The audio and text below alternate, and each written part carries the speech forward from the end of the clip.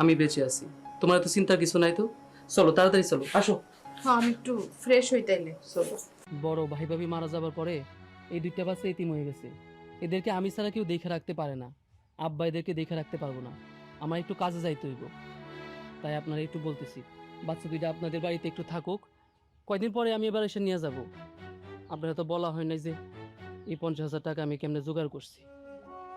ভাইরে, তুই কামে যা, কোনো সমস্যা নাই, ওরা আমার কাছে থাকুক।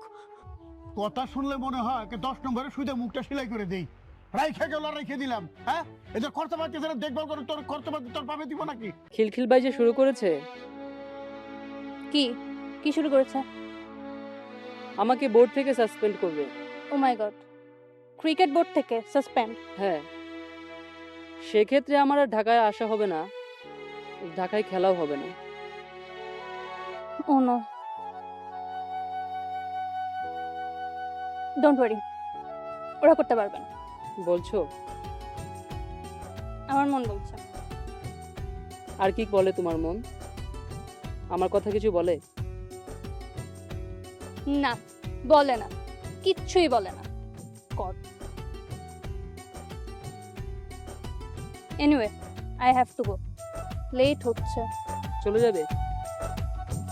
আরে মারে মনে সময় আমি কথা দিছিলাম, তোর কোনো বিপদ আমি পড়তে দিব না। যত ঝড় আসুক, বৃষ্টি আসুক, তোর আমি আগলে রাখু। আমি তোর বিপদে ফেলতে পারবো না ভাই।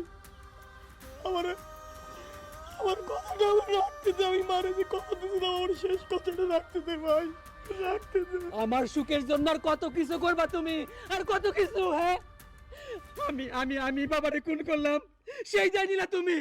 থামো থামো থামো থামো, আর এক পাও এগোবে না, ঘরের ভিতর যাবে না।